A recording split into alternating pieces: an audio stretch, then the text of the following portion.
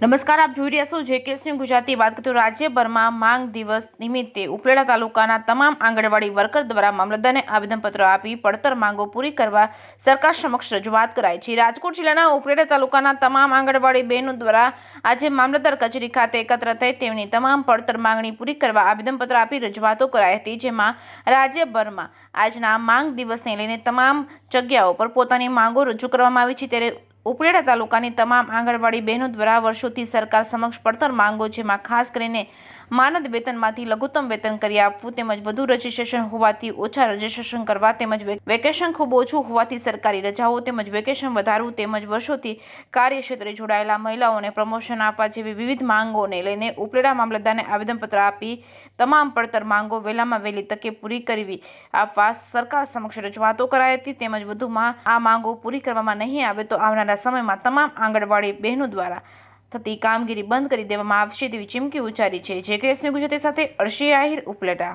મારું નામ માળિયા મંજુબેન એસ છે. હું ઉપલેટા તાલુકામાં આંગણવાડી વર્કર તરીકે ફરજ બજાવું છું.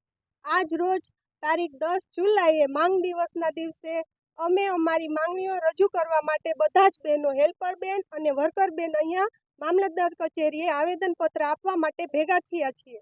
આજ રોજ આખા રાજ્યમાં આ માંગ દિવસની ઉજવણી કરવામાં આવે છે અને અમારી પડતર માંગણીઓ માટે અમે સરકારને ઘણી વખત રજૂઆત કરી છે, પણ અમારી એકેય માંગણી સ્વીકારવામાં આવી નથી.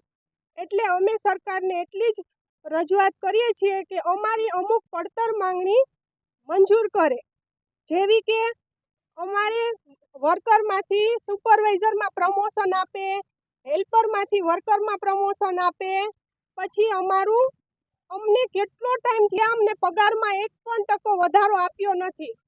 તો અમે સરકારશ્રીને એટલી વિનંતી કરીએ છીએ કે અમને અમારું લઘુત્તમ વેતન ચાલુ કરે.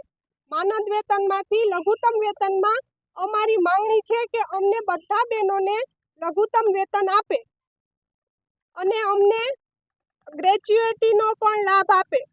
હું આંગણવાડી વર્કર છું અને આજે રોજ અમે મામલતદાર ઓફિસ અહીંયા ઉપલેટા ભેગા થયા છે કે આજે માંગ દિવસ છે. તો સરકારને અમારી એવી બધી માંગણીઓ છે અમુક પ્રકારની કે અમે સંતોષ નથી એના પ્રત્યેથી. તો અમારા જે મોબાઈલ આપ્યા છે એ હાવ છેલ્લે ક્વોલિટીના છે. તો સારા મોબાઈલ, જો સારી કામગીરી જોતી હોય તો સારા મોબાઈલ આપે. રોજે રોજ વિડીયા મોકલવાના, ફોટા મોકલવાના હોય તો સારા મોબાઈલ આપે.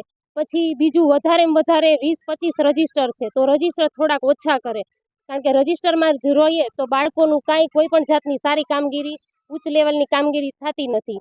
પછી આ જે અમારું માનદ વેતન છે એ ઓછું, બહુ ઓછું છે, તો લઘુત્તમ વેતન કરે.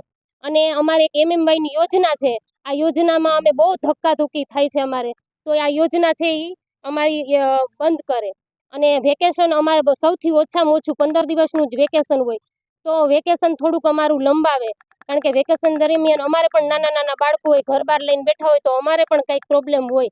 તો આ બધાય અમારી બધી માંગ છે એ. અને ખાસ એમાં મોબાઈલ છે, એમને સારી કંપનીનો મોબાઈલ આપે તો જ અમે કામગીરી કરશું. નહીંતર આ સવારમાં હાજરી પૂરવી, રજીસ્ટર કરવા અને ઉપર સુધી બધું મોકલવું, તો એ અમારે કાંઈ થતું નથી. અને જાહેર રજા પણ અમારે સાવ ઓછામાં ઓછી જાહેર રજા હોય છે. તો જાહેર રજા છે એ બધી સરકારી જે કર્મચારી હોય એની જ અમને જાહેર રજા અપાવ તો જ અમે કામગીરી ચાલુ રાખશું. નહીંતર હવે અમે થોડા દિવસોમાં બધુંય બંધ કરવા માગીએ છીએ.